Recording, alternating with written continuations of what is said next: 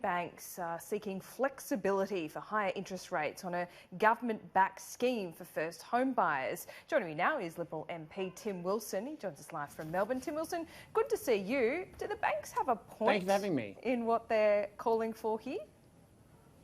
Well, the banks need to make sure they make decisions around who they provide finance based on security to protect themselves and, of course, the entire financial system. But at this point, they've only raised a concern. They've provided no evidence or substance, at least in the public domain, to justify those concerns. So it's up for them to put up or shut up. But how would it be concerning if it's a government guarantee anyway? Are they really concerned that the government's going to dud them?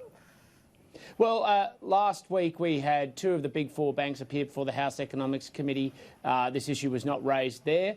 We have two more appearing for us, the Economics Committee of the Parliament, this Friday. So now I expect them to come and articulate the case.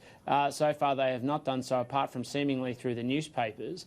And they need to put up hard evidence of the issue, because in the end the basis of this proposal is that the government goes guarantor on 15% of the valuation of the property. And so, therefore, unless they're saying the government's money isn't worth anything, that they should have no basis for it. You don't seem very impressed, I might say.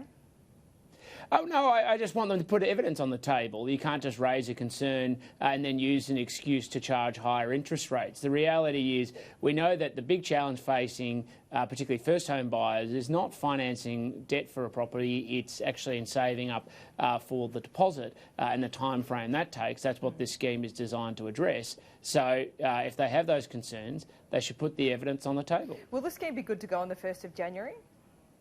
Well, that's the responsibility of the Assistant Treasurer, and I know that he's working very assiduously towards it, and based on the media reports again, it seems that the banks are as well. But if they have concerns, as I said, they had an opportunity last Friday to raise those rather than the press, but where they'd face scrutiny about their comments, and they will this Friday as well. OK, the RBA also last week warned potentially getting to the need for unconventional monetary policy.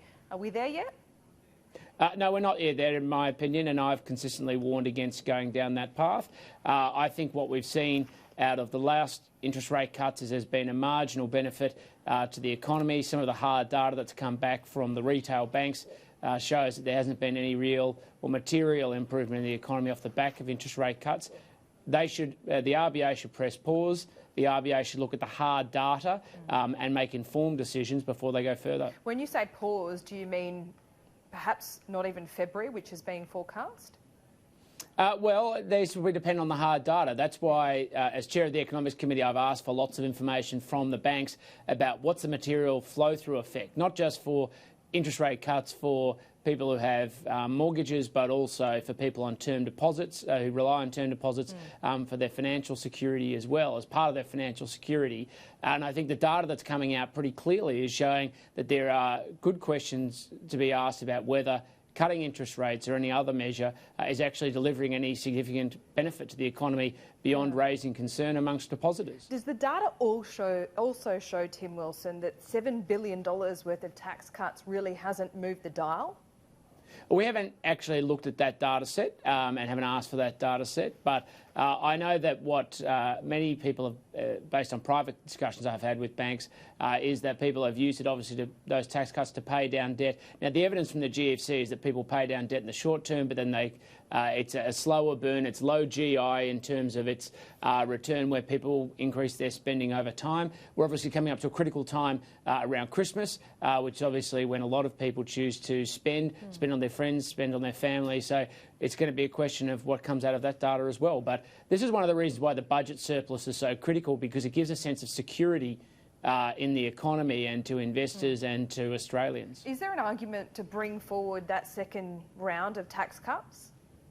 Well, what's important is we make sure we do everything in a sustainable and affordable way. As I've just outlined, the surplus is critical for confidence in the Australian economy. It's why we're delivering it. It's why Josh Frydenberg has rightly put it at the centrepiece of the government's economic agenda. And so all of these matters will be considered as part of making sure we deliver on the trust and the promise we made to the Australian people at the election. I know the issue of boycotts was raised, I think, last week at the Economics Committee. Do you have any concerns about how the government might actually do this in practice? We haven't actually seen the detail of the proposal yet, so until we do... There was a decent threat there from the Prime Minister, wasn't there? Well, I think that the point of the Prime Minister is we're not just going to allow people to use vehicles, business as a vehicle to shut down other businesses. People obviously have a right in a free society to have different opinions and to decide their consumer behaviour. But we're not just going to have one of the major wealth-creating industries of Australia shut down because of intimidation and bullying from the Green movement, who find smart and nefarious ways to drive their tactics. We need to make sure, though, for a Liberal government to be telling people where they can and can't spend their money.